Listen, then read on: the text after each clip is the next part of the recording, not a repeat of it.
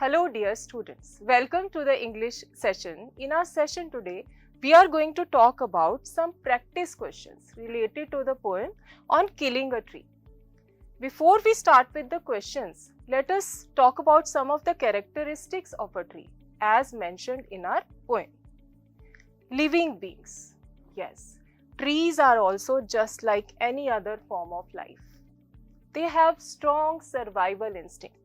इसका क्या मतलब है कि अगर पेड़ों को काटा जाए, उन्हें चॉप किया जाए, कुछ समय बाद वो खुद को हील कर लेते हैं. They heal themselves and regain their glory.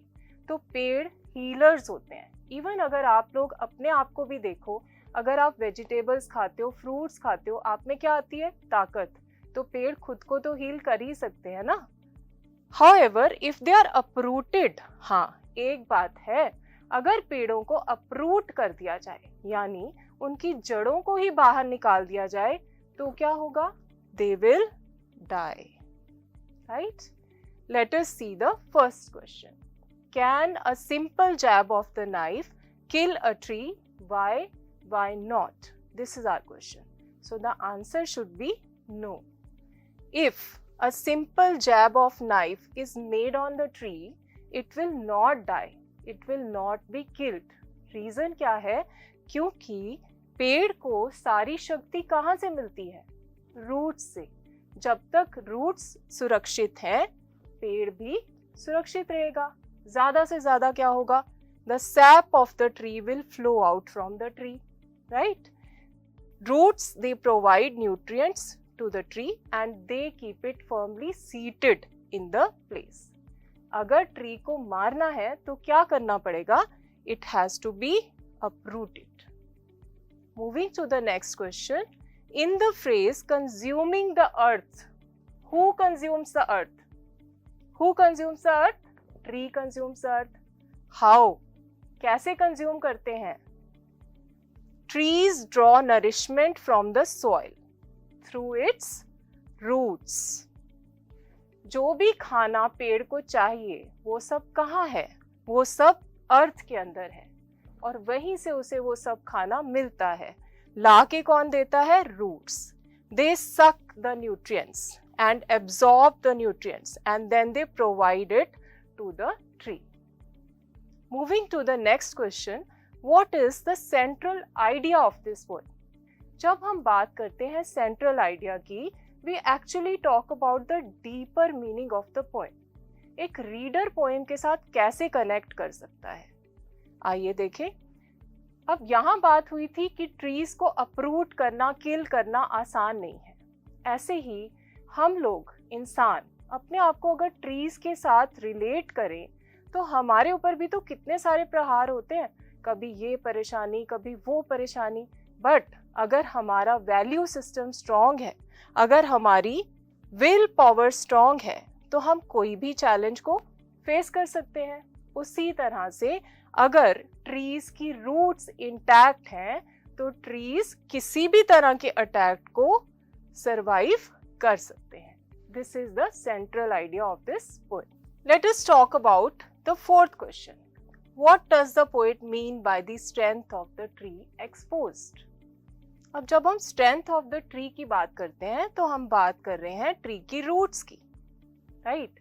When the poet says exposed, he means to say that the roots are snapped out in order to kill the tree. Thus, the phrase "the strength of the tree exposed" refers to the roots of the tree being exposed to what? To sunlight and air. As a result, क्या होगा? पेड़ जो है, it will die. Talking about the fifth question, what relationship does the tree have with the earth? अब अगर हम relationship की बात करें तो ट्री और अर्थ का बिल्कुल वैसा ही रिलेशनशिप है जैसा एक माँ का अपने बच्चे से होता है. A deep relationship. The tree owes its existence to the earth. Tree अगर है तो वो सिर्फ और सिर्फ अर्थ की वजह से है. वाई? बिकॉज जब हम सीड की बात करते हैं तो seed germinates in the womb of the earth and the baby plant sprouts out over the surface of the earth. The tree draws nutrients for it from the soil.